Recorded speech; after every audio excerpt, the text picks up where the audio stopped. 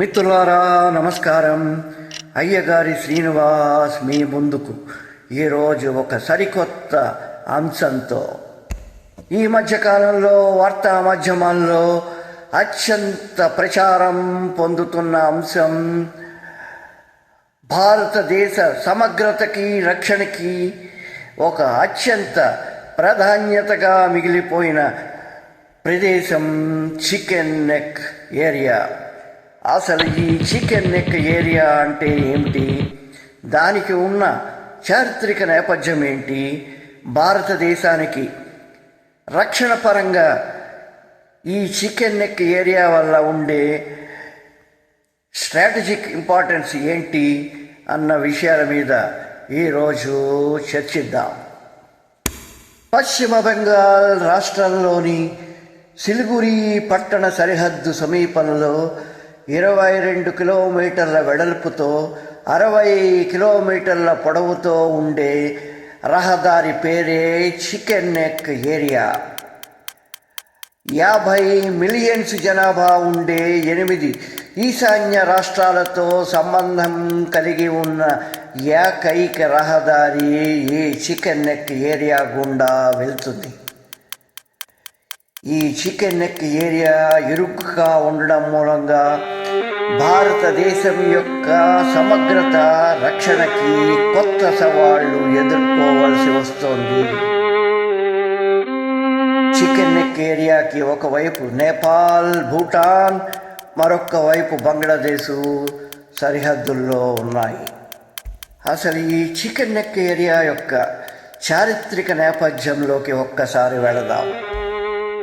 British ప్రభుత్వం భారత స్వాతంత్రానికి అంగీకరించిన తర్వాత భారత్, పాకిస్తాన్ దేశాల మధ్య విభజన రేఖ గుర్తించడం కోసం సిరిల్ రెడ్క్లైఫ్ అనే బారిస్టర్ ఆధ్వర్యంలో ఇండో పాకిస్తాన్ బౌండరీ కమిషన్ ఏర్పాటు చేయడం జరిగింది. సిరిల్ రెడ్క్లైఫ్కి అంతవరకు భారత్ ఒక్కసారి కూడా సందర్శించిన దాఖలాలు లేవు. ఆయనకి భారతీయ చారిత్రక భౌగోళిక ప్రాముఖ్యత మీద ఏమాత్రం అవగాహన లేదు. ఆయన చైర్మన్గా నియమితులైన బౌండరీ కమిటీలో కాంగ్రెస్ పార్టీ తరఫున 2, ముస్లిం లీగ్ తరఫున 2 సభ్యులుగా ఏర్పాటు చేయడం జరిగింది. పశ్చిమం దేశాన భారత్, పాకిస్తాన్ మధ్యలో ఉండే పంజాబ్ రాష్ట్రంలోనూ మరియు తూర్పు వైపున అప్పటి తూర్పు పాకిస్తాను, తూర్పు భారతదేశానికి మధ్య ఉండే సుదీర్ఘమైన సరిహద్దును గుర్తించడానికి వారికి ఇచ్చిన సమయం కేవలం 5 వారాలు మాత్రమే. కేవలం మత ప్రాతిపదిక మీద సరిహద్దు రేఖల్ని గుర్తించడం ఆ కమిటీకి యొక్క ముఖ్య ఉద్దేశం. పరస్పర వైరుధ్యమైన ప్రయోజనాలు కలిగి ఉన్న ముస్లిం లీగ్, కాంగ్రెస్ సభ్యుల మధ్య ఏకాభిప్రాయం కుదరలేదు. అందువల్ల భారత, పాకిస్తాన్ దేశాల మధ్య విభజన రేఖ కనుక్కోవడంలో సిరిల్ రెడ్క్లైఫ్ తలమించిన భారమైంది. చివరికి రెడ్క్లైఫ్ తన రిపోర్ట్ను ఆగస్టు 12వ తేదీ 1947వ సంవత్సరం లార్డ్ మౌంట్ బాటన్కి సమర్పించాడు. ఆగస్టు 14, 1947, ఆగస్టు 15, 1947వ సంవత్సరాల్లో పాకిస్తాన్, భారతదేశాలు తమ స్వాతంత్ర దినోత్సవాలు జరుపుకున్న రోజున ఆ 2 దేశాల మధ్య విభజన రేఖ ఇంకా అధికారంగా గుర్తింపబడలేదు. ఆగస్టు 16వ తేదీ రాత్రి బ్రిటిష్ ప్రభుత్వం భారత, పాకిస్తాన్ రాజకీయ నాయకులతో సమావేశమై ఈ విభజన రేఖ మీద చర్చలు జరిపి అంగీకారానికి రావడం జరిగింది. ఆగస్టు 17, 1947వ సంవత్సరంలో భారత్, పాకిస్తాన్ దేశాల మధ్య భౌగోళికంగా విభజన రేఖ గుర్తించడమైంది. ఆ రేఖ పేరే రెడ్ క్లైఫ్ లైన్. అత్యంత సంక్లిష్టమైన ఈ భౌగోళిక రేఖ గుర్తించడానికి రెడ్ క్లైఫ్కి కావలసిన సమాచారం డేటా సరిగ్గా అందించలేదు అని చరిత్రకారులు చెప్తారు. ఒకవైపు మారణ హోమం, మత కల్లోలాలు, లక్షల మంది సజీవ దహనం, హత్యలు, మానభంగాల మధ్య భారత పాకిస్తాన్ దేశాల సరిహద్దులు ఉద్రేకంతో ప్రజ్వరిల్లిన రోజులు అవి.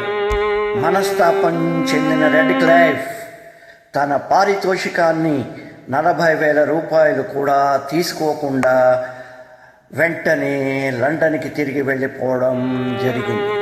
భారతదేశ రక్షణకు అత్యంత కీలకమైన ఈ చికెన్ నెక్ ఏరియా పొడవు వెడల్పు పెంచడానికి భారత్ అంతర్జాతీయ వేదికల మీద తన యొక్క వాదన వినిపించిన దాఖలాలు చరిత్రలో మనకు కనపడవు.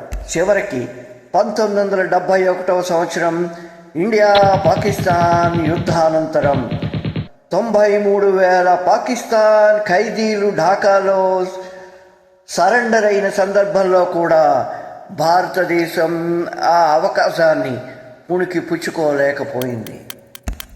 అప్పటి మిత్రులు ఇప్పుడు శత్రువుల్లాగా భారతదేశం చుట్టుపక్కల జియో సెక్యూరిటీ క్షణానికి మారిపోతున్న ప్రస్తుత సమయంలో ఈ చికెన్ నెక్ ఏరియా యొక్క ప్రాధాన్యత చాలా చాలా పెరిగిపోయింది. ఈ చికెన్ నెక్ ఏరియాని మేము స్వాధీనం చేసుకుని భారత్ను ముక్కలు చేస్తామని ఇప్పటికే భారత్ వ్యతిరేక వర్గాలు బంగ్లాదేశ్లో వివిధ సమయాల్లో ప్రకటనలు కూడా చేశాయి. భారత్కు రక్షణ పరంగా అత్యంత కీలకంగా మారిన ఈ చికెన్ నెక్ ఏరియా పరిరక్షణ కోసం భారత ప్రధాని నరేంద్ర మోడీ ఆధ్వర్యంలో అత్యవసర పరిరక్షణ చర్యలు మొదలుపెట్టడం జరిగింది. ఈ చికెన్ నెక్ ఏరియానికి చుట్టుపక్కల 4 కొత్తగా మిలిటరీ గ్యారిసన్స్ ప్రారంభించడానికి చర్యలు తీసుకుంది భారత ప్రభుత్వం. దుబారి, కిషన్గంజ్, చోప్రా మరియు మిజోరాం ప్రాంతాల్లో ఏర్పాటు చేయబడుతున్న ఈ భారతదేశానికి చెందిన ఈ కొత్త మిలిటరీ గ్యారిసన్స్ హషీమారా ఎయిర్ ఫోర్స్ బేస్ను కూడా బలవం పరచడం జరిగింది. రక్షణ బలగాలను, రక్షణ సామాగ్రిని అత్యవసర పరిస్థితుల్లో తీసుకువెళ్ళడానికి వీలుగా చికెన్ నెక్ ఏరియాలో రవాణా సదుపాయాల విస్తరణ కోసం అత్యవసర చర్యలు తీసుకుంది భారత ప్రభుత్వం. మొన్న నిర్మలా సీతారామన్ గారు సమర్పించిన బడ్జెట్లో ఈ ప్రాంతాల్లో రైల్వే విస్తరణ కోసం ఏకంగా 14,486 కోట్ల రూపాయలు బడ్జెట్లో కేటాయించారంటే భారత ప్రభుత్వం ఈ ప్రాంత రక్షణకి తీసుకుంటున్న చర్యల్ని మనం అర్థం చేసుకోవచ్చు.